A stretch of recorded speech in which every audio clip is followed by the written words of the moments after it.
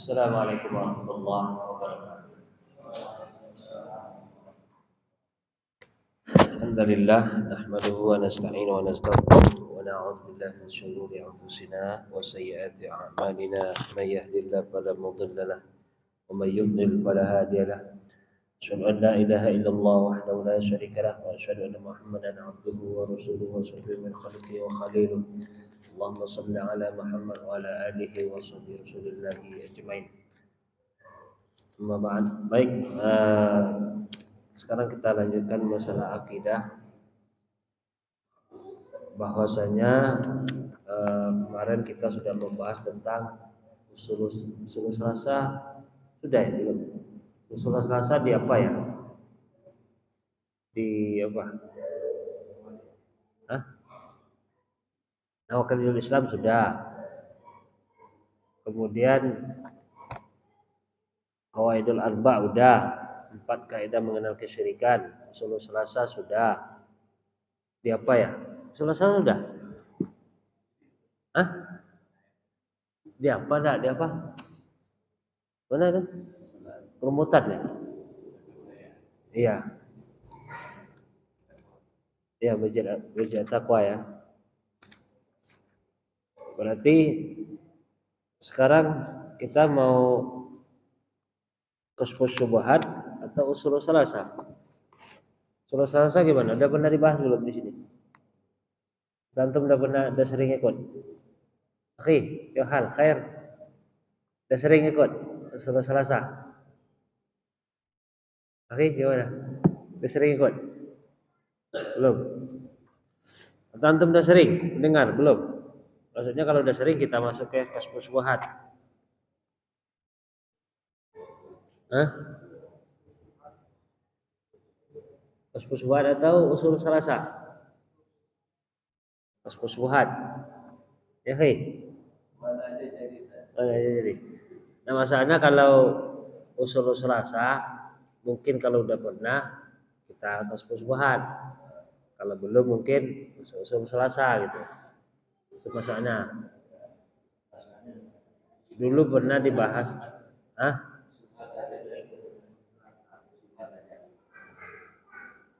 Apa? Kashfus Syubhat. Baik. Kashfus Syubhat juga karangan Muhammad bin Abdul Wahhab rahimahullah taala. Di sini kitab ini banyak sekali yang membahas tentang masalah akidah Syekh Muhammad bin Abdul Wahhab ini, dan beliau memang terkenal membahas masalah akidah. Lebih kepada masalah akidah memang pembahasan beliau. Nah, termasuk salah satunya adalah Syarah Kashfus Syubhat. Itu penjelasan tentang ini kitab yang akan kita bahas, Syarah Kashfus Syubhat lil Imam Al-Mujaddid Muhammad bin Abdul Wahhab rahimahullah. Jadi artinya Kashfus Syubhat ini memang perlu juga kita bahas dan kita pelajari. Kashfun itu artinya apa? Kashfun. Ada yang pernah dengar? Hah? Kasyaf kalau istilah orang sufi. Ala kasyaf lainnya tuh. Tahu kasyaf? Istilah sufi kan kasyaf. Hah? Terbuka. Ya. Menyingkap masalah. Menyingkap Kashfus Syubhat. Syubhat itu apa? Kata Nabi sallallahu alaihi wasallam, al-halalu bayyin wal haramu bayyin wa bainahuma umurun mutasyabihat. Umurun mustabihat. Dan di antara halal dan haram itulah syubhat. Berarti kalau bahasa kita apa? Abu-abu. Tidak jelas. Nah, makanya perlu diperjelas itu. Bagaimana supaya kita tidak terjebak di situ? Karena yang jadi korban khawatir yang banyak korban nanti orang awam. Yang dia tidak tahu mana yang abu-abu, mana yang jelas. Yang jelas itu bagi para ulama, orang-orang berilmu. Sebagaimana Imam Syafi'i rahimahullah, ilmu itu bagaikan lampu di kegelapan malam katanya. Ilmu bagaikan lampu di kegelapan malam kata Imam Syafi'i rahimahullah. Semakin terang lampunya, semakin jelas apa yang dilihat. Nih contoh nih lampu. Ini berapa watt nih? Ini berapa watt? 45. Berapa? 50? Taruhlah 45. 45. Kita udah nampak tulisan.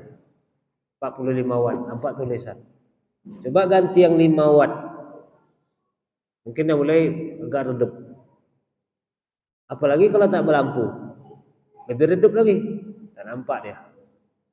Nah, maka yang bisa menjelaskan tentang syubhat tersebut, yang abu-abu tersebut, yang bisa tahu ini lebih ke halalnya haram ke apa, itu orang-orang berilmu.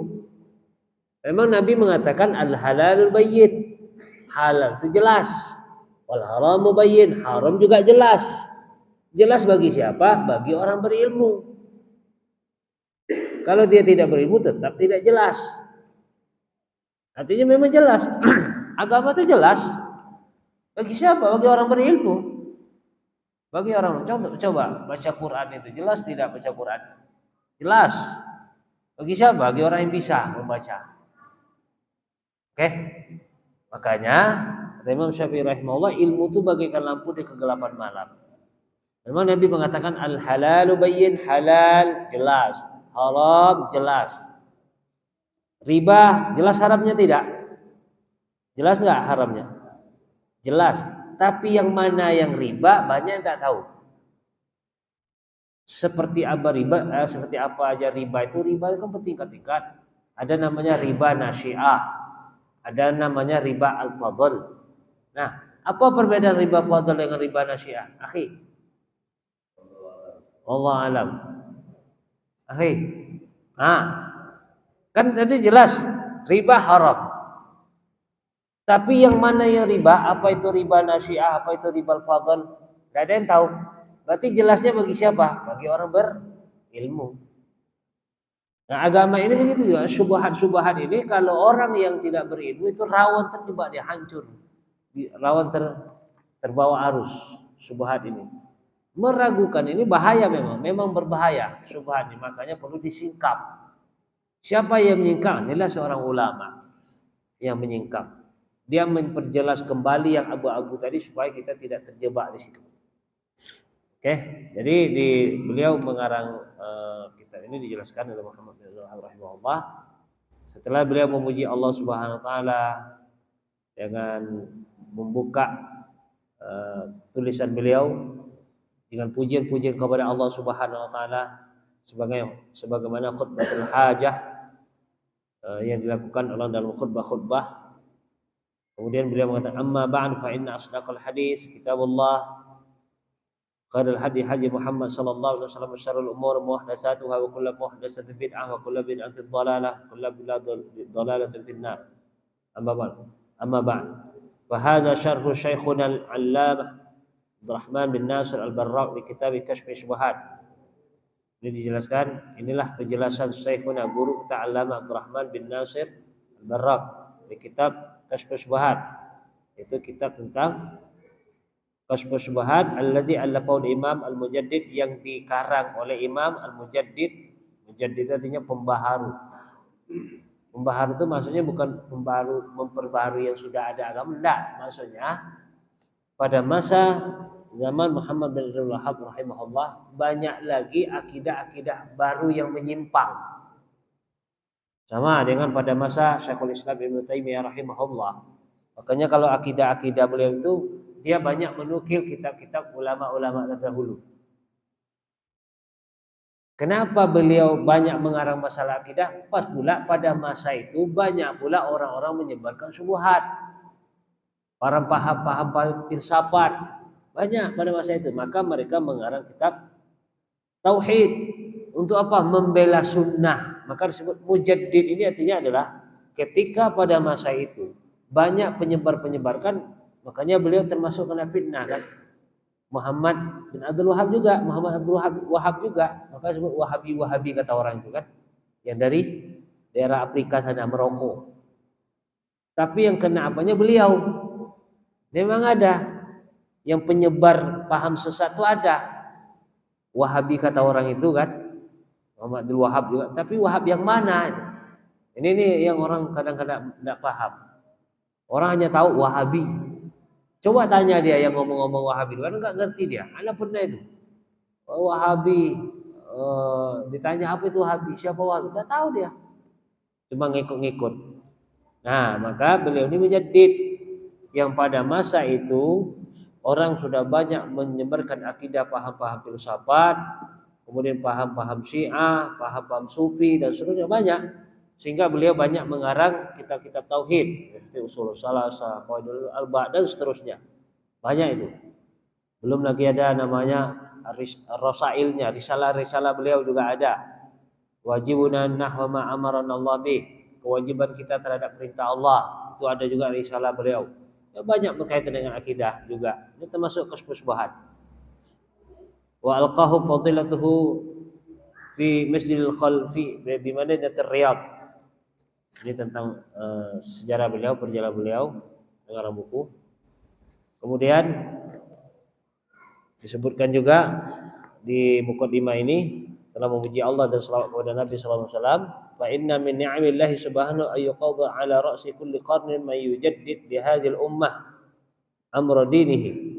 Salah satu dari bentuk nikmat Allah Subhanahu wa taala adalah bagaimana Allah Subhanahu wa taala setiap di masa, ada yang mengatakan dalam hadis yang lain setiap 100 tahun Allah mengutus orang yang menggebrak akidah, yang meluruskan kembali akidah. Kan Nabi sudah habis masanya. Nabi sudah habis masanya terakhir pada masa Nabi Muhammad SAW. Akan tetapi setelah itu tetap ada terus yang Allah Subhanahu wa taala, seorang ulama, seorang faqih yang terus kembali menerangi jalan-jalan yang sudah mulai semak. Kalau ibaratnya jalan ke kebun, kalau tidak ditempuh-tempuh semak tidak? Semak kan? Kebun sawit kita, jalan ke kebun sawit kan udah kira-kira setahun, 2 tahun, 3, kalau 5 tahun nggak ditempuh seperti apa? Sawit seperti apa kalau nggak dibersihkan? Semak. Nah, inilah orang yang membersihkan kembali, yang sudah semak tauhid yang sudah mulai semak, yang sudah mulai abu-abu dibuat oleh orang-orang filsafat, orang-orang sufi, orang-orang paham-paham yang Syiah, Khawarij dan seterusnya, maka kembali diterangi oleh ulama-ulama yang benar-benar memperjuangkan sunnah ini. Masyaallah. Semoga Allah Subhanahu wa taala jadikan ini amal jariah bagi beliau. Wa mimma yurja ayyudakhala fi zalika wa yashmilu zalika al-wa'd al-Imam Muhammad bin Abdul Wahhab rahimahullah wa qad waffaqahu Allah bin-nuhud bid-da'wah wa tajdid fi waqtin 'am fi waqtin 'amma fihi al-jahl wa syirk baina katsirin minal muslimin. Yang mana Allah Subhanahu wa taala benar-benar telah memberi taufik kepada beliau untuk bagaimana meningkatkan dakwah dan pembaharuan. Maksudnya pembaharuan bukan memperbarui masalah akidah, tidak.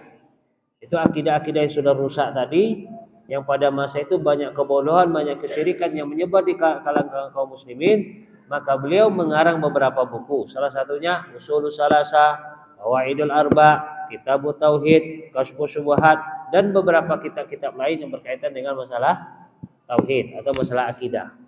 Oke?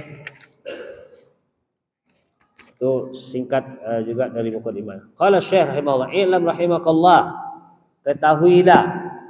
Jadi beliau selalu kalau kita beliau yang kita baca, selalu di muqaddimah itu beliau mendoakan kita yang membaca kitab-kitab beliau. Masya Allah, ini nih ulama-ulama. I'lam rahimakallah. Coba kalau kita tengok buku-buku sekarang, ada nggak yang seperti itu lagi? Terutama ya kalau buku-buku agama yang ulama-ulama paham, insya Allah ditulis. Tapi kalau kita lihat buku K13 umpamanya, buku kurikulum BK, buku IPA, buku IPS, mungkin nggak menemukan seperti itu lagi. Mungkin nggak ada yang ditemukan. Ya memang, ya mungkin yang mengarangnya mungkin bercampur ya. mungkin agamanya bercampur juga dan muridnya mungkin juga bercampur kan. Ya, tapi paling tidak inilah seorang ulama Islam yang benar-benar mendoakan murid-muridnya atau orang-orang yang membaca buku beliau. Dia yang membaca. Seharusnya kita yang mendoakan beliau. Tapi dia juga mendoakan. I'lam rahimakallah, semoga Allah merahmati. Anna tauhid wa ifradullah subhanahu bil ibadah. Ketahuilah bahwasanya tauhid itu adalah mengesahkan Allah Subhanahu wa taala dalam masalah ibadah. Wa dinur rusul. Ini adalah agama setiap rasul yang allazi arsalahu Allahu bihi ila ibadihi. Yang mana Allah Subhanahu wa taala mengutus rasul-rasul tersebut kepada hamba-hambanya. Ini baru mukadimahnya ya. Wa awwaluhum Nuh, orang yang pertama sekali yang Allah utus sebagai rasul kepada hamba, kepada manusia adalah Nabi Nuh alaihi salam. Maksudnya adalah Nuh yang diutus untuk meluruskan akidah. Yang mana dari zaman Nabi Adam sampai pada masa Nabi Nuh belum terjadi penyimpangan akidah. Nah, pada masa Nabi Nuh itu sudah mulai terjadi penyimpangan akidah. Makanya disebutkan fa awwaluhum Nuh alaihi salam. Arsalahullahu ila qaumihi lamma ghalau bisalihin. Allah Subhanahu wa taala mengutus Nabi Nuh alaihissalam kepada kaumnya ketika kapan? Ketika mereka berlebih-lebihan terhadap orang-orang saleh. Siapa dia? Waddad, Suwa', Yaghus, Nasra. Itu nama orang saleh yang dahulu sudah pernah kita ceritakan. Ya kan? Jadi kata Ibnu Abbas rahimahullah, orang saleh ini generasi pertama yang membuat patung orang saleh itu belum mereka sembah. Belum mereka sembah, tapi mereka hanya apa? Untuk menjadikan sebagai motivasi. Contoh, Lata. Siapa Lata? Lata. Tuhannya orang Quraisy. Ya, ada Lata, ada Manat, ya kan? Wa Manat as-salisatul ula kan itu kan? Lat. Lat Ibnu Abbas rahimahullah, dia ini orang soleh yang setiap musim haji dia sering membagi-bagikan makanan kepada orang yang haji. Karena haji itu kan sudah mulai pada zaman Nabi Ibrahim alaihissalam. Maka dari zaman Nabi Ibrahim alaihissalam kepada Nabi Muhammad SAW itu kalau kita lihat berapa generasi itu, ribuan tahun, nggak tahu kita berapa jumlah tahunnya. Yang jelas pada ibadah haji itu sudah mulai pada zaman Nabi Ibrahim alaihissalam. Nah, sebelum Nabi Muhammad SAW diutus, orang sudah mulai melaksanakan ibadah haji, akan tetapi syariatnya berbeda. Bahkan orang-orang jahiliyah dahulu tawafnya bahkan telanjang. Bahkan ada yang sambil mabuk, macam-macam lah. Bahkan labbaiknya juga ada, labbaik Allahumma labbaik. Labbaik la syarika laka labbaik illa syarikan laka tamlikuhu wa la amlik. Ditambah sama dia. Labbaik la syarika labbaik artinya apa? Apa artinya? Labbaik itu apa artinya? Hah? Apa artinya labbaik?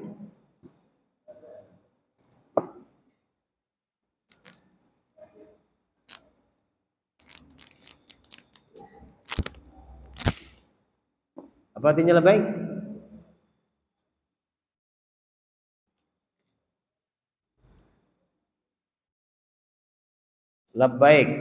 Labbaik itu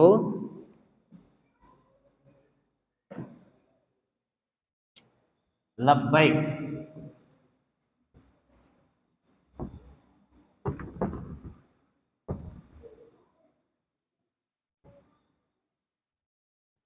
labbaik ini kalau bahasa Arab, jadi kalau kita kalau kita secara penggunaan bahasa labbaik kan ada hadir, kan ada panggilan tuh, kan katakanlah umpamanya Adi hadir, Adi ana ya Ustaz, Adi labbaik. Nah, apa bedanya? Labbaik ini artinya ketika dipanggil kita datang. Adi labbaik. Pergi di hadapan dia. Oke? Oke lah. Kalau hadir mungkin Adi hadir, ya mungkin dia di posisinya aja. Tapi kalau labbaik, Ade, labbaik. Pergi di hadapan dia. Makanya orang haji itu kan memenuhi panggilan Allah. Makanya dia yang datang ke Mekah. Maka ketika dia mengucapkan labbaik, Allah panggil wa azanu minallahi wa rasul ilan nasi yaumal hajjil akbar. Panggilan dari Allah untuk melaksanakan haji tersebut. Nah, karena kita dipanggil untuk haji, kata Allah, wa azim fin nasi bil haji yatuka rijala wa ala kulli dhamir yatina min kulli fajjin amik. Kata Allah, umumkan kepada manusia, hai Ibrahim, umumkan azan, umumkan azim fin nas, umumkan kepada manusia, panggil manusia bil hajj agar mereka datang haji. Padahal masjid pertama dibangun oleh Nabi Ibrahim, Ka'bah itu kan dibangun oleh Nabi Ibrahim dan Nabi Ismail. Yang mana daerah ini belum ada mukib, belum ada tempat tinggal. Maksudnya belum ada penduduk lah. Tapi perintah Allah udah. Wa isyarfa Ibrahimul qawaid, udah pokoknya udah bangunkan aja lah masjid itu dulu. Setelah bangunkan, wa azim finnas, umumkan kepada manusia. Agar apa? Untuk datang melaksanakan ibadah haji. Yang penting kamu bangun Ka'bah, bangun masjid di situ dulu dan umumkan dan selesai. Siapa yang memanggil nanti? Allah. Siapa yang memanggil manusia nanti? Allah. Tugasmu hanya bangun masjid, umumkan kepada orang, sudah. Yang menggerakkan hati orang untuk melangkah, hati orang untuk bergerak nanti menuju sana itu Allah. Makanya orang kalau sudah sampai di Mekah itu, dia akan ada rasa kerinduan ingin kembali lagi. Kenapa? Doa Nabi Ibrahim. Rabbana inni askantu min dzurriyyati biwadin ghairi dzi zar'in 'inda baitikal muharram. Rabbana liyuqimus shalah faj'al af'idatan minan nas tahwi ilaihim. Nah, doa Nabi Ibrahim, ya Allah jadikan hati manusia itu cenderung. Makanya orang kalau sudah ke Mekah itu enggak bosan-bosan dia. Kalau kita mungkin pergi ke Bali sekalinya bosan. Pergi ke Ancol, pergi sekali bosan. Pergi ke Singapura, pergi sekali mungkin bosan gitu kan. Tapi kalau pergi ke Mekah 10 kali pun tidak bosan-bosan. Walaupun biaya yang banyak, walaupun mungkin antrian dan seterusnya. Kenapa? Doa Nabi Ibrahim. Allah yang jelas umumkan kepada manusia, panggil. Nanti siapa yang menggerakkan? Allah. Wa azan min Allah. Wa azim fin nas bil haji yatuka rijala wa ala kulli dhamir yatina min kulli fajin amik. Dah, pokoknya umumkan. Nanti Allah yang akan menggerakkan. Nah, makanya ketika kita ke sana, itulah labbaik. Itulah labbaik. Artinya kita memenuhi panggilan Allah, kita yang datang ke sana. Kita yang datang ke sana. Itu panggilan untuk ke Mekah. Jadi makna labbaik itu bukan sekedar kan kadang di bagian apa? Guide apa namanya? Apa namanya? Apa nama bahasa pembimbing haji umroh apa namanya? Tour leader atau pembimbing haji. Ya, mari kita mulai niat. Ikuti labbaik Allahumma labbaik. Tapi apa artinya kita kadang tidak paham. Makanya dipahami. Karena beda orang yang mengucapkan paham dengan orang yang tidak paham itu beda. Penyerapannya itu beda. Oke. Nah, makanya secara makna itu labbaik Allahumma labbaik artinya ya Allah ketika kami mengucapkan. Makanya kita kan mulainya dari miqat. Ya kan? Dari miqat kita sudah mulai labbaik itu. Nah, dari miqat itu ya kita benar-benar pergi ke menuju lokasi yang sudah Allah perintahkan ke situ. Dipanggil kita untuk ke situ. Nah, labbaik artinya nah kita datang. Maka dalam perjalanan dalam hati kita menghayati, oh saya memenuhi panggilmu ya Allah, maka saya datang ke sini. Oke? Nah, kata Ibnu Abbas rahimahullah bahwasanya Lata itu dia orang yang suka memberi makan orang-orang haji. Nah, karena kebaikan ini dibuatlah patung. Karena zaman dulu mungkin belum ada poster, kamera pun belum ada. Ya kan? Jangan karena zaman Nabi dulu, sebelum Nabi. Zaman kita kecil dulu aja belum ada kamera. Adanya cuma hitam putih. Itu pakai cuci itu apa? Kamera pakai cuci apa namanya? Cuci film, betul. Cuci foto kata orang. Ini mau cuci pakai air dulu. Sekarang pakai apa nama dulu tuh klise. Wah, tengok dulu cuci. Sekarang kan tidak ada lagi main pakai itu. Artinya memang zaman dulu itu belum itu. Maka mereka hanya mengandalkan apa? Bentuk ukiran. Ukiran seni sesuai masanya. Maka diukirlah mungkin bentuk batu atau mungkin kayu atau apa itu kan. Tujuannya memang awalnya nggak disembah lata itu. Hanya untuk motivasi.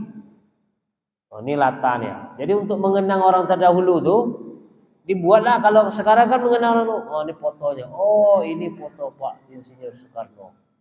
Ini beliau yang berjuang dulu. Nah, tapi alhamdulillah tak ada yang menyembah kan. Kecuali mengikuti mazhab dia. Mazhab Soekarno. Mungkin ada. Orang yang ngaku mazhab Soekarno. Tapi menyembah dia mungkin tak ada. Tapi kalau mengikut mazhab dia ada. Mazhab Soekarno. Kata orang. Baik. Jadi, nah Lata ini akhirnya buat motivasi. Oh gimana kok Lata ini mau dia ya berbuat baik, bersedekah kepada orang-orang haji. Kenapa dia bisa, saya nggak mau? Termotivasi. Nah, mati generasi berikutnya disemprot lagi oleh iblis. Disemprot akhirnya apa? Mulai diagungkan. Akhirnya apa? Mulai bertawasul. Oh kalau kita ini susah nih nak berdoa, kita nggak soleh, dia soleh. Nanti akhirnya apa? Disembah. Itulah terjadinya. Nah zaman Nabi Nuh alaihissalam juga Waddad, Suwa', Yaghus, Nasro juga seperti itu. Wa akhirur Rasul Muhammad sallallahu alaihi wasallam, dan Rasul yang terakhir adalah Nabi Muhammad sallallahu alaihi wasallam, wa huwa allazi kassara suwara haula'i sholihin, dan dialah Nabi Muhammad sallallahu alaihi wasallam yang menghancurkan patung-patung orang-orang soleh tersebut. Makanya kita tidak boleh memajang foto bermakhluk hidup yang sempurna. Umpamanya orang soleh, foto orang soleh, atau umpamanya dipajang di kamarnya foto Syekh Humaini, umpamanya tuh besar-besar itu, jangankan Syekh Humaini, kita pajang aja umpamanya foto Syekh Utsaimin mah tidak boleh, apalagi Syekh orang-orang Syiah umpamanya. Tidak boleh. Kenapa? Atau mungkin tidak ada memajang foto-foto mereka. Mungkin foto-foto, kan ada foto nenek, foto kakek, foto orang tua, bahkan foto nikah dia pada masa dulu dipajang. Tidak usah dipajang. Kalau mau disimpan di laptop aja atau di album. Jangan dipajang. Karena dipajang itu menghindari mudarat itu lebih utama. Karena setan itu lebih cerdik, dia pandai dia bermain. Maka hati-hati, jangan sampai memajang foto. Oke? Tapi kalau bentuknya yang terhina, contoh umpamanya kan di keset kaki ada gambar harimau umpamanya kan, nah itu sebagian membolehkan. Karena bukan bentuk dimuliakan. Tapi kalau dipajang itu kan dimuliakan. Itu tidak boh. Allah a'lam. Arsalahullah ila unasi yata'abbadun. Bahwasanya Allah mengutus Nabi Muhammad SAW kepada manusia-manusia yang beribadah, yahujjun wa yatasaddaqun wa yazkurunallaha katsira.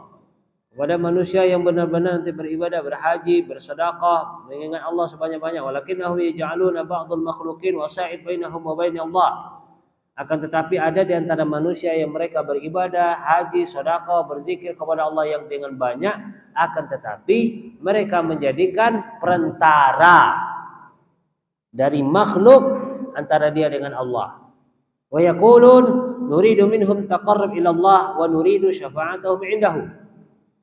Mereka berkata, kami hanya ingin mendekatkan diri kepada Allah melalui perantara fulan ini.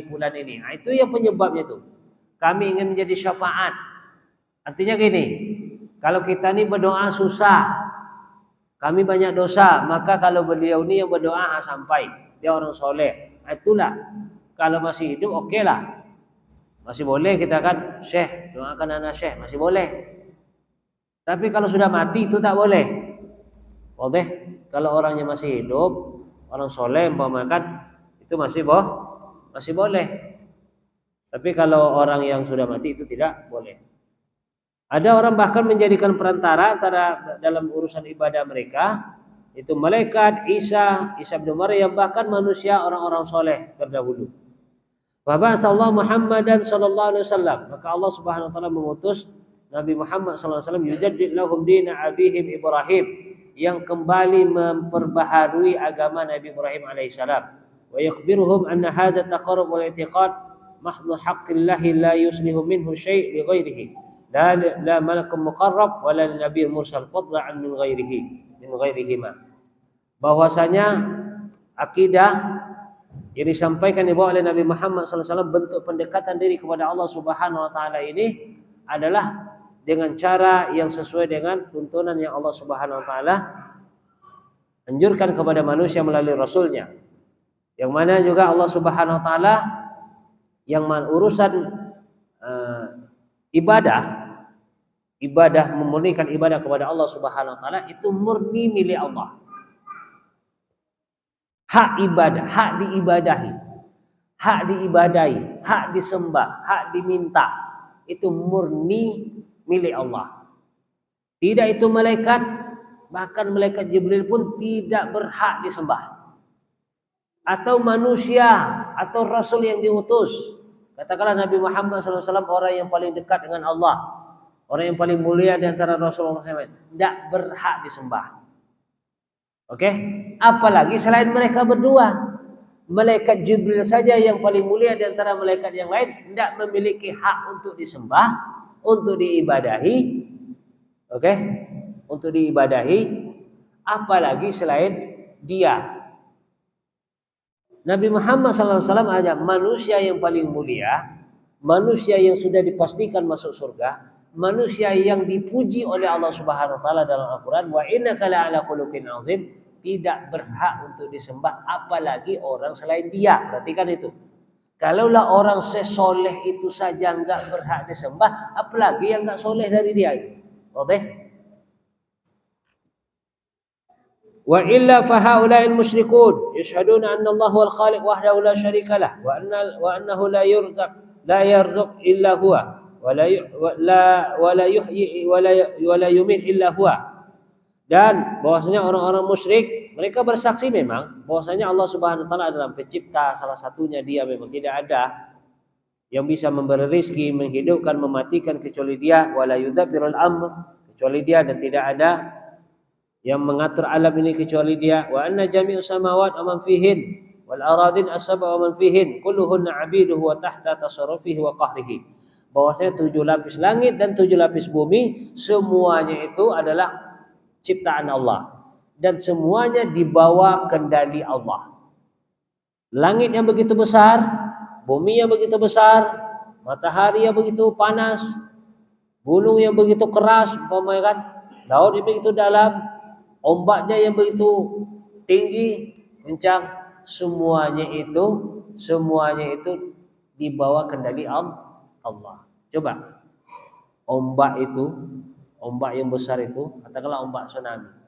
Ada enggak makhluk yang lain yang mampu menahan? Maksudnya bangunan, tanah, ada enggak yang tahan? Enggak ada. Bangunan yang dibuat oleh manusia ketika berhadapan dengan tsunami habis. Kecuali mungkin ada hal-hal yang diselamatkan oleh Allah. Habis. Artinya apa? Ombak yang begitu besar kalau kita lihat enggak bisa kita mengalahkan dia. Tapi dia di bawah kendali Allah. Api yang begitu panas. Api, coba. Apa yang enggak bisa dimakan oleh api? Dimakan oleh api. Ya kan? Tapi dia di bawah kendali oleh Allah. Apa buktinya? Coba ketika Nabi Ibrahim dilempar, Nabi Ibrahim tidak terbakar. Artinya api di bawah kendali Allah. Oke? Maka dijelaskan 7 lapis langit dan bumi, dan apa saja yang di bumi dan di langit semuanya di bawah kendali Allah.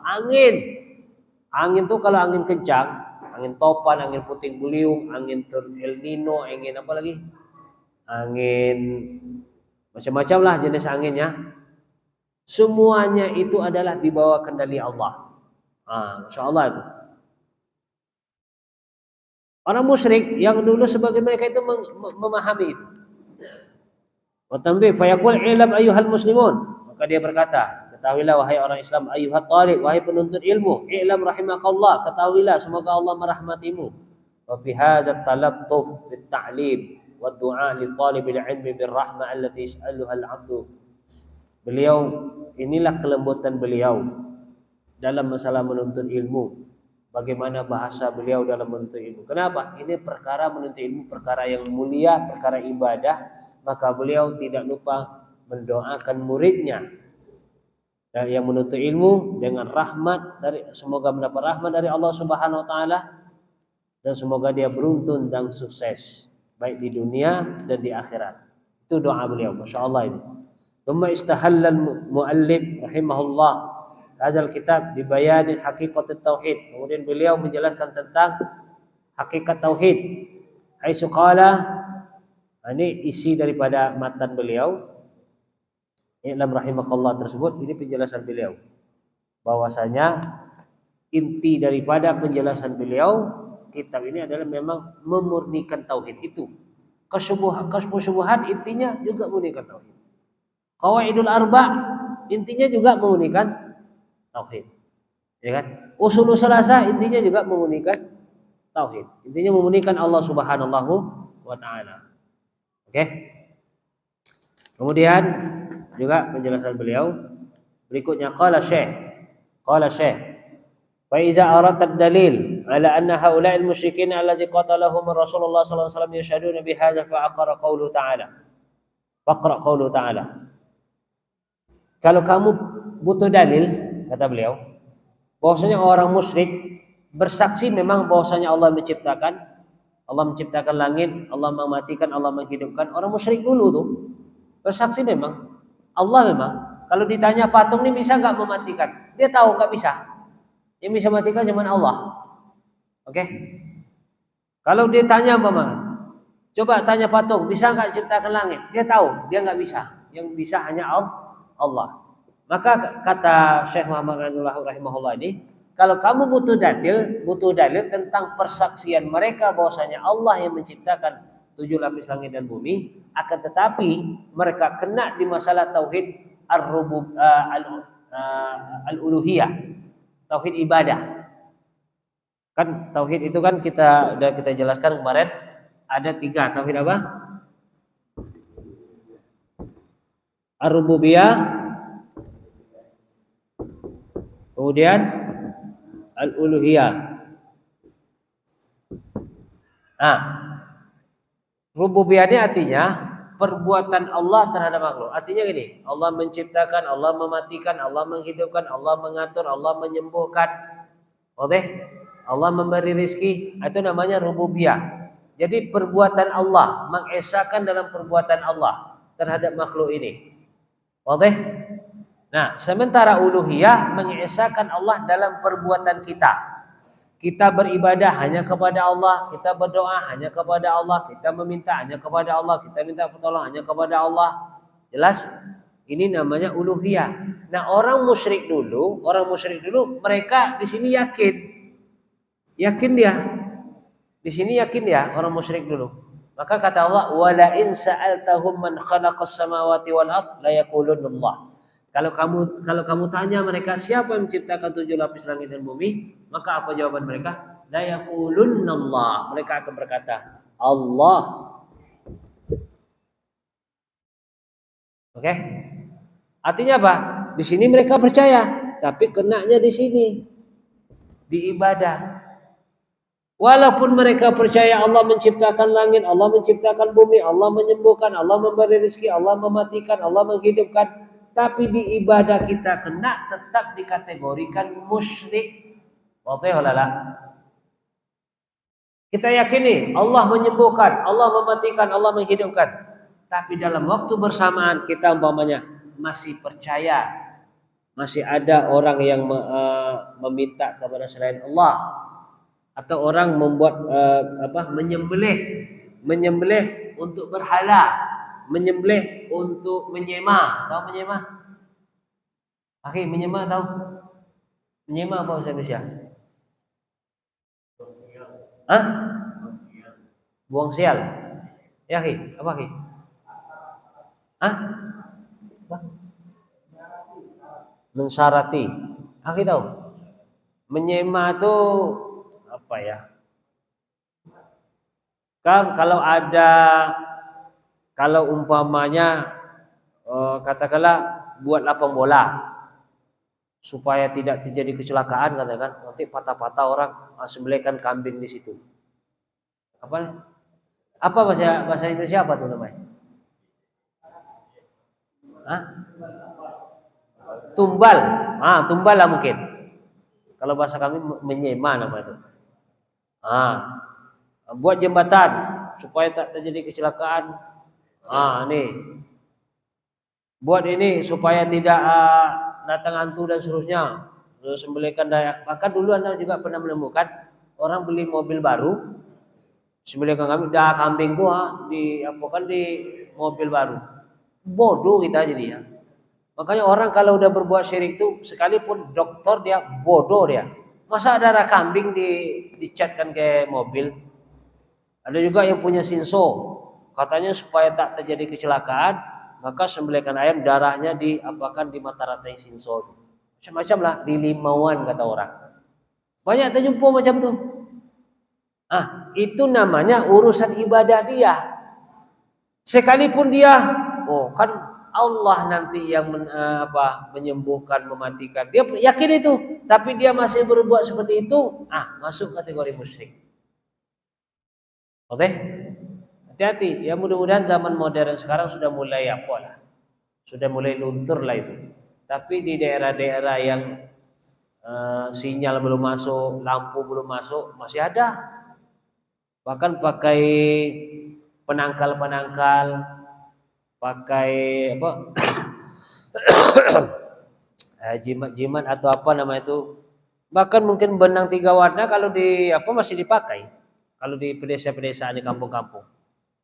Kalau di sekarang alhamdulillah zaman modern sekarang di daerah-daerah yang sudah mulai hilang lah itu. Tapi kalau kita berjalan di pedesaan di kampung-kampung yang mungkin masih terisolir, masih ada. Ini tugas kita nih. Jangan berhenti berdoa. Ini harus kita jelaskan. Maka kata Syekh ini, kalau kalian enggak percaya, nih, faqra qaulahu ta'ala, maka bacalah firman Allah.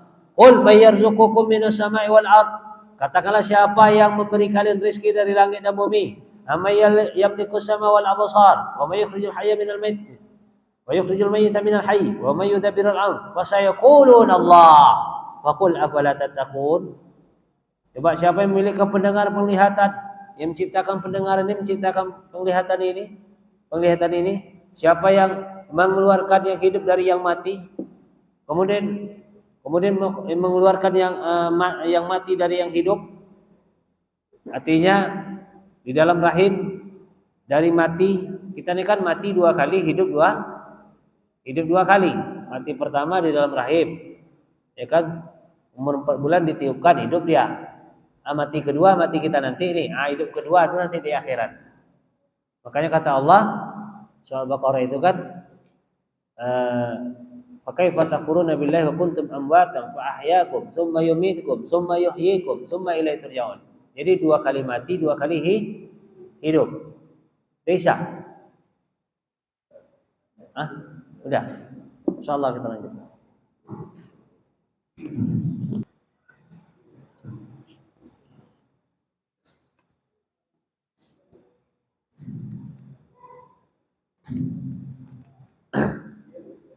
Alhamdulillah, salatu wassalamu ala Rasulillah. Kita lanjutkan.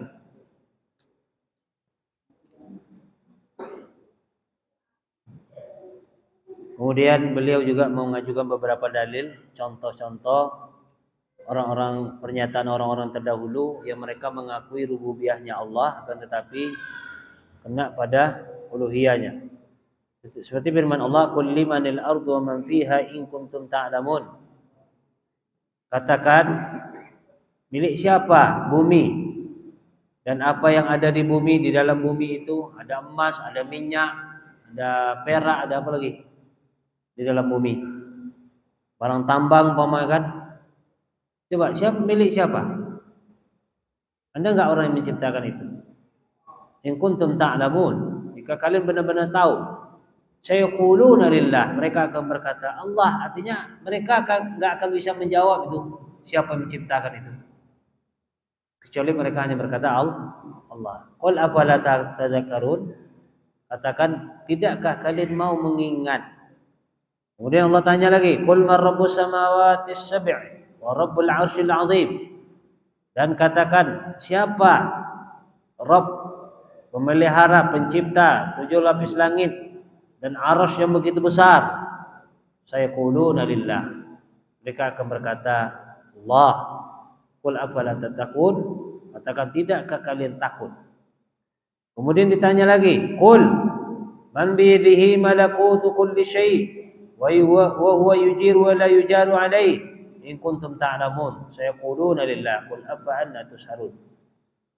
Coba, siapa yang mengendalikan kerajaan segala sesuatu, yang menguasai bumi, menguasai angin, menguasai laut, menguasai petir, menguasai gunung, macam-macam lah. Yang mana Allah Subhanahu wa taala mengendalikan ini, ada enggak yang memaksa dia? Ada enggak yang bisa menahan kehendak Allah? Tidak ada. Mereka tentu akan menjawab Allah. Kalau memang begitu, ya kenapa kalian tidak mau percaya? Kenapa kalian tidak mau menyembah Allah, tidak mau mentauhidkan Allah? Di beberapa banyak sebenarnya ayat-ayat. Wa idza tahaqqaqat annahum muqirruna bihadza wa annahu lam yudkhiluhum fit tauhid alladzi da'ahum ilaihi Rasulullah sallallahu alaihi wasallam.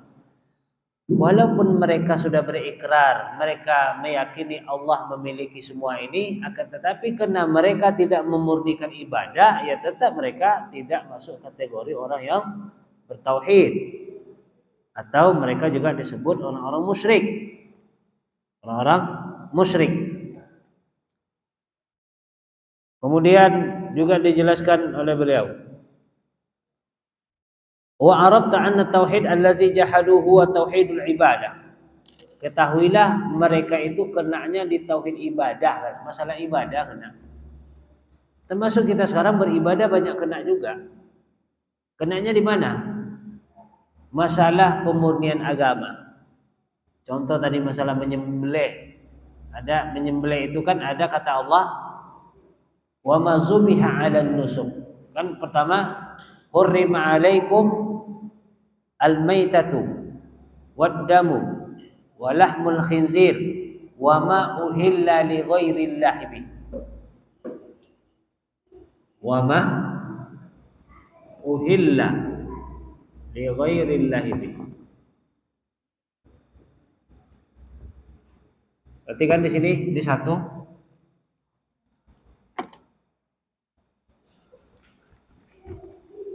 Yang kedua wa mazubiha 'ala nusuk.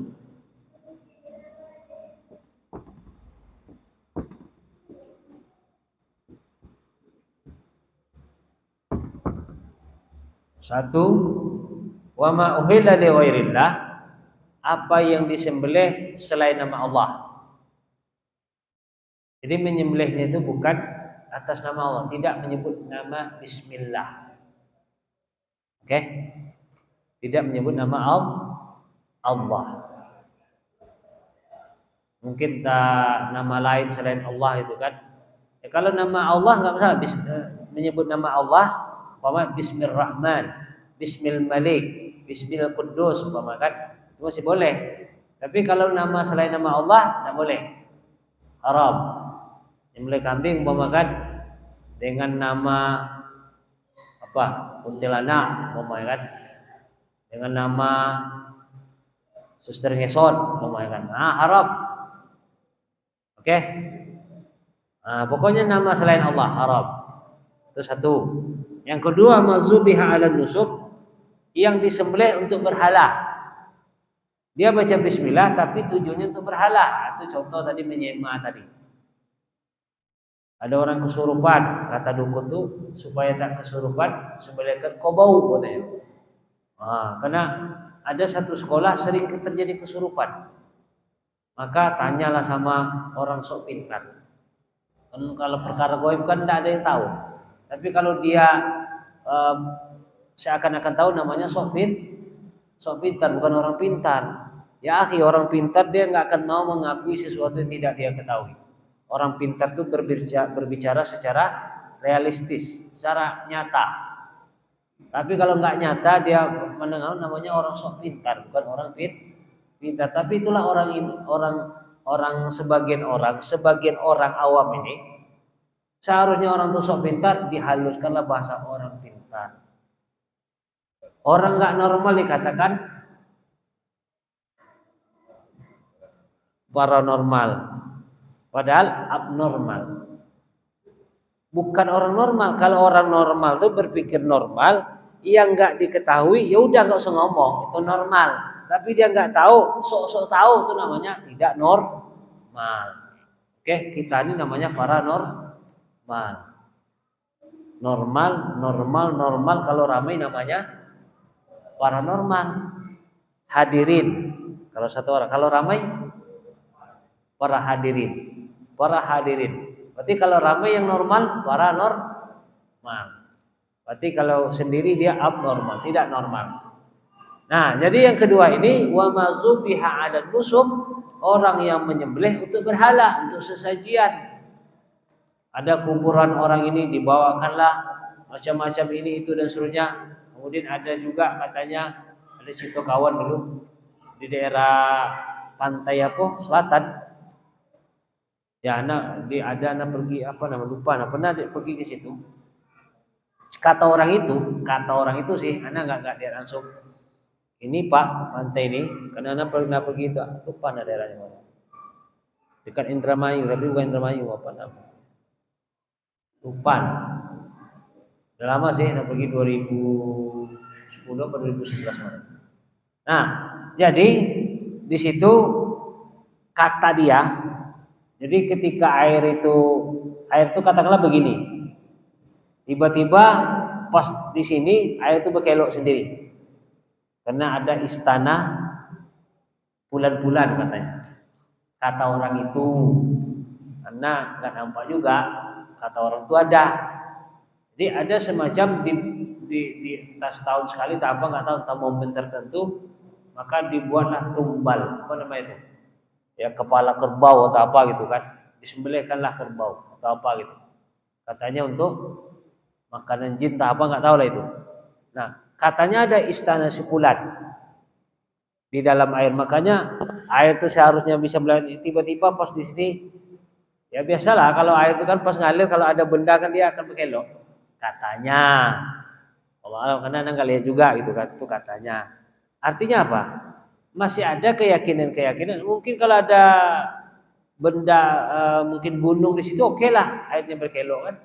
Tapi kalau dianggap istana makhluk gaib katanya, Allah alam. Dari mana pula dia mengetahui istana makhluk gaib? Berarti kalau dia tahu berarti tidak gaib. Ya namanya gaib berarti nggak tahu. Berarti kalau dia tahu berarti tidak gaib. Nah, bertentangan dengan akal sehat itulah kadang-kadang. Katanya istana makhluk gaib. Nah, kalau makhluk gaib kenapa kok tahu itu? Berarti tidak benar rombongannya. Oke? Nah, jadi disebutkan sini orang kenanya di situ katanya. Di tauhid ibadah tadi. Masalah ibadah kenanya. Nah, kita kadang-kadang ibadah gitu juga. Kan yang syari, kalau ditanya man huwa syari? Siapa yang pembuat syariat? Pembuat syariat siapa? Pembuat syariat siapa? Allah. Maka kalau ada orang yang membuat syariat baru selain syariat agama, kita ikuti, berarti kita kena nggak di tauhid ibadah kita? Kena, karena kita nggak memurnikan lagi ibadah kepada Allah. Kok ada orang menganggap ibadah seperti ini kita ikuti? Sementara Allah mengatakan begini, umpamakan, terus ada si Fulan bin Fulan, umpamanya ngomong begini-begini, ibadah seperti ini kita ikuti. Menyelisihi ibadah yang Allah turunkan, berarti kita tidak lagi memurnikan secara ibadah. Oke? Oke?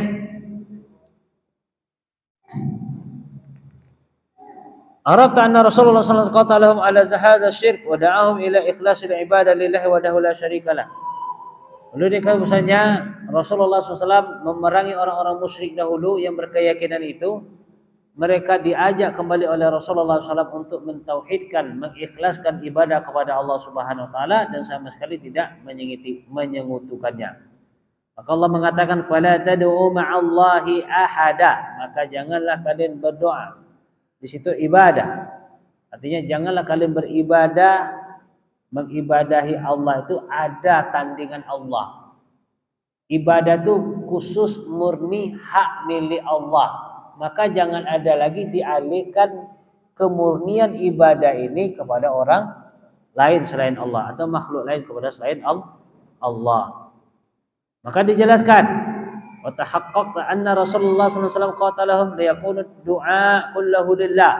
Hendaklah ibadah itu kepada Allah, nazar karena Allah, menyembelih karena Allah, mohon pertolongan kepada Allah, dan segala jenis bentuk ibadah hanya milik Allah. Nah, nazar itu juga tidak boleh nazar kepada selain Allah, termasuk sumpah nggak boleh juga kepada selain Allah.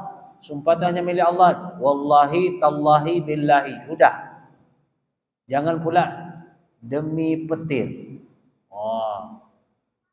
Demi harimau yang ganas. Tidak usah lagi. Oke. Atau benda-benda lain. Arata anna iqrarhum bi tauhidir rububiyyah lam yudkhilhum fil Islam. Ketahui kalau orang hanya berikrar tauhid rububiyah saja tidak memasukkan mereka ke dalam Islam. Maknanya tetap mereka musyrik. Sekalipun mereka Allah menciptakan langit, Allah mematikan, Allah memberi rezeki, belum mencerminkan mereka Islam atau belum memasukkan mereka kepada Islam, akan tapi tetap berstatus musyrik kalau di ibadahnya kena. Kemudian penjelasan beliau juga berikutnya, ini baru muqaddimah ini. Baru muqaddimah. Panjang juga nih muqaddimah. Kemudian qala Syekh rahimahullah wa hadza tauhid huwa ma'na qaulu la ilaha illallah. Inilah tauhid yang sesungguhnya, makna qaulu la ilaha illallah. La ilaha illallah, inilah makna yang sesungguhnya. Wa innal ilaha indahum huwa alladhi yuqsadu li ajli hadhihi al-umur, sawa'un kana malakan aw nabiyyan. Nah, sesungguhnya Tuhan menurut mereka itu orang-orang musyrik tersebut, mereka memaksudkan sementara makna la ilaha illallah itu komplit itu. Uluhiyahnya dia, rububiyahnya iya. Enggak sebagian saja. Oke? Kalau kita masih sebagian berarti makna la ilaha illallahnya belum pas. Makna la ilaha illallah belum pas.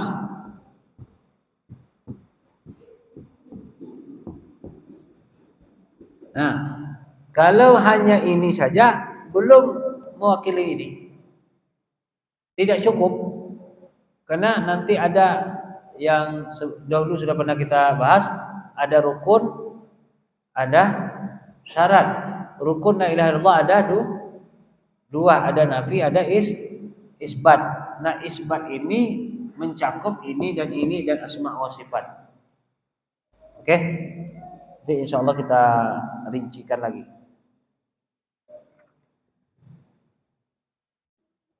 Jadi orang menganggap kadang-kadang, sebagian orang menganggap bahwasanya Tuhan yang sebagian orang menganggap bahwasanya ada yang nabi, ada yang malaikat, ada wali, ada pohon, ada kuburan dan seterusnya, ada jin. Jadi maksud Tuhan menurut mereka yang sebagian orang ilah yang maksud mereka itu bukanlah ilah, yaitu Allah pencipta langit. Oke?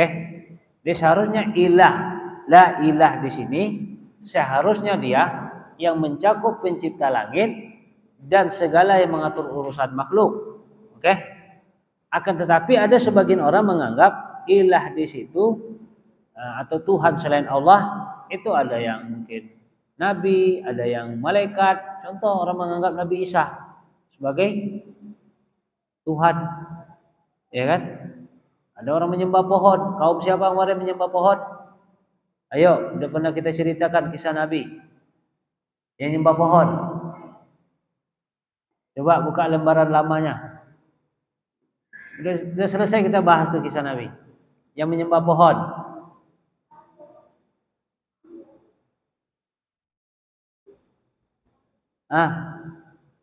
Siapa yang menyembah pohon? Yang menyembah Nabi udah orang Nasrani kan? Artinya mereka menganggap Isa sebagai Tuhan. Orang Yahudi menganggap Uzair anak Tuhan. Nah, coba yang menyembah pohon siapa? Masih ingat nggak ceritanya? Masih ingat? Ya kawan. Sebelum Ramadan. Belum Ramadan apa setelah Ramadan? Belum Ramadan. Belum Ramadan. Masih ingat? Nabi siapa? Yang Allah utus dia kepada kaum yang menyembah pohon. Apa nama pohonnya? Pohon Aikah. Berarti Nabi siapa?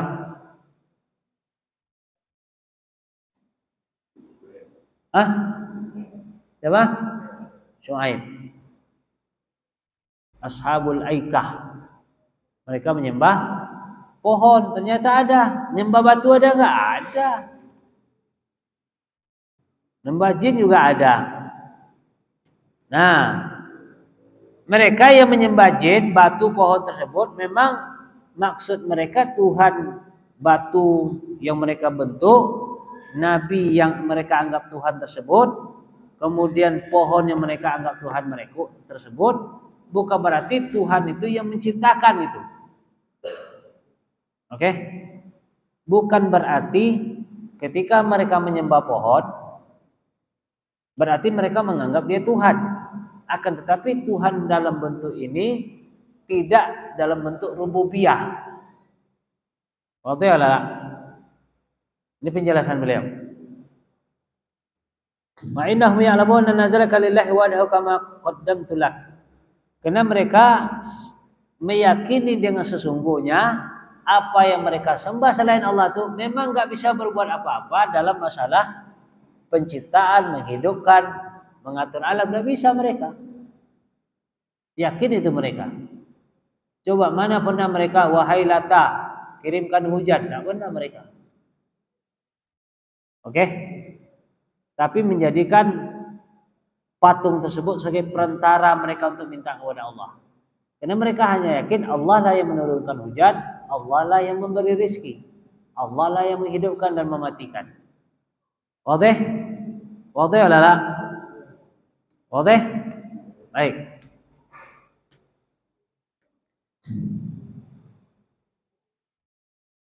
Nah, kemudian wal kuffar al juhal ya'lamuna anna al murad an-nabi sallallahu alaihi wasallam bi hadhihi al-kalimah ifradullah ta'ala bi ta'alluq bihi wal kufr bima yu'badu min dunillah wal bara'a minhu fa innahu lamma qala lahum qulu la ilaha illallah qalu aja'ala al-alihata ilaha wahidah inna hadza la syai'un ujab. Bahwasanya Rasulullah SAW ketika mereka berdakwah kepada orang-orang musyrik dahulu yang menyembah selain Allah, menyembah berhala-berhala, patung-patung tersebut, agar mereka memurnikan Allah secara fungsi yang sebagaimana kita jelaskan dalam kisah Nabi Yusuf dulu. Apa kata Nabi Yusuf kepada penghuni penjara? Apa kemarin? Masih ingat enggak? Ailahum mutafarriquna khairun amillahu wahidul qahar. Apakah Tuhan yang banyak itu atau Tuhan yang multifungsi? Kan itu. Oke? Jadi Nabi Muhammad SAW mengajak manusia untuk menyembah Tuhan yang multifungsi. Menghidupkan, mematikan, menyembuhkan, menjawab doa dan seterusnya.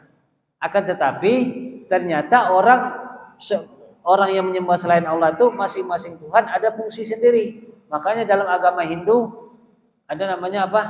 Dewa Krishna. Dewa apa lagi? Siwa, apa? Wisnu, apa lagi? Itu kan masing-masing fungsi berbeda kan? Wisnu fungsinya ini, kan ada dewa kegelapan, dewa ini, dewa itu kan gitu kan? Artinya anggapan mereka satu Tuhan, satu fungsi. Paham? Nah, Rasulullah mengajak manusia untuk bertauhid kepada satu Tuhan yang multifungsi. Yang dia Tuhan kegelapan, Tuhan cahaya, Tuhan penghancur, Tuhan pencipta. Artinya dia menghancurkan, dia menciptakan dan seterusnya. Artinya satu Tuhan tapi fungsinya banyak. Jelas? Itulah Rasulullah SAW mengajak manusia. Makanya ketika dia mengajak orang Quraisy, apa kata mereka? Aja'alal alihah ilahan wahidah. Apakah engkau mengajak kami, hai Muhammad, Tuhan ini seharusnya banyak terus dijadikan satu? Itu kata mereka. Aja'alal alihata ilahan wahidah. Apakah engkau ingin menjadikan Tuhan yang banyak terus dijadikan satu aja? Tidak, kan masing-masing beda fungsinya. Apa kata mereka? Inna hadzal sya'un ujab. Ini sungguh menakjubkan, hai Muhammad. Itu menurut logika mereka. Makanya mereka ingin fungsi tugas Tuhan di langit adalah fungsinya menciptakan. Tuhan ini fungsinya ini lagi dan seterusnya. Makanya mereka menjadikan Tuhan-Tuhan yang banyak. Oke? Ada pertanyaan? Kita baru mukadimah ini, belum masuk kepada di mukadimahnya banyak nih dijelaskan oleh beliau. Oleh Syekh Muhammad bin Abdul Wahhab rahimahullah. Ada pertanyaan?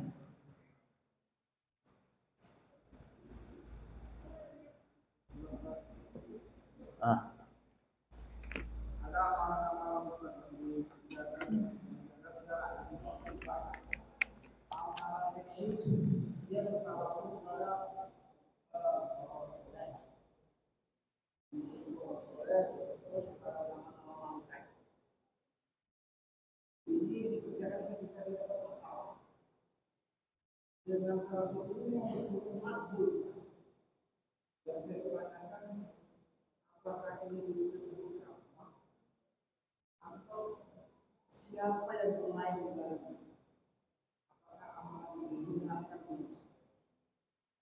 ketika mana kiai orang sudah meninggal, dia sebut nama kiai itu dia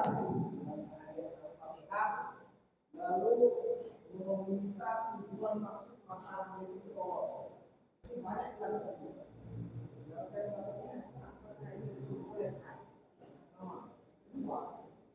kalau katanya kami pokok yang perlu Islam itu jin apakah malaikat apakah itu masuk dalam malaikat.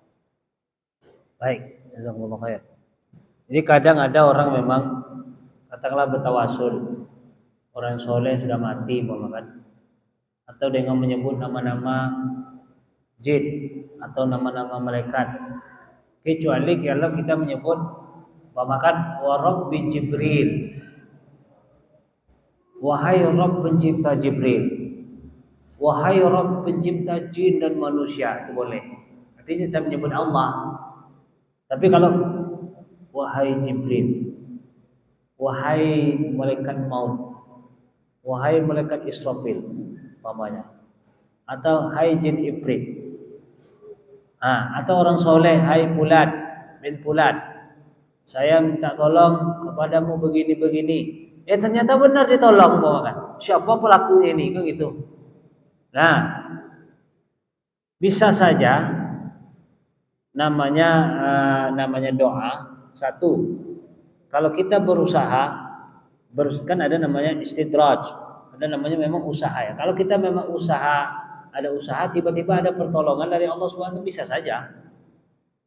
bisa saja dari jin. Sebab kadang-kadang justru jin bermain di kondisi seperti itu. Ketika orang minta tolong kepada fulan dan fulan pada jin ini dan itu, contoh yang terjadi pada masa Rasulullah, pada masa orang-orang jahiliyah dulu, mereka kalau melewati lembah katanya, wahai jin penjaga ini, kami numpang lewat. Itu pernah terjadi pada masa dulu. Makanya disebutkan dalam Al-Quran itu, dalam surat Jin, bahwasanya kata Allah ada segolongan lelaki atau manusia berlindung kepada jin. Mana ayatnya? Lupa ayat keberapa itu? ya'udzuna birijalin minal jin.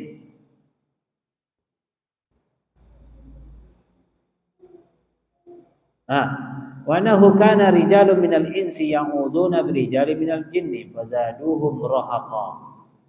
Dan ada di antara lelaki dari kalangan manusia, maksudnya orang tersebut, manusia tersebut, mereka meminta perlindungan kepada jin. Contoh tadi yang terjadi pada masa jahiliyah dulu, orang-orang pada masa sebelum Rasulullah SAW tersebut, mereka kalau melewati lembah, kalau bahasa awak gini lah, kalau melewati tempat yang angker, kira-kira gitu.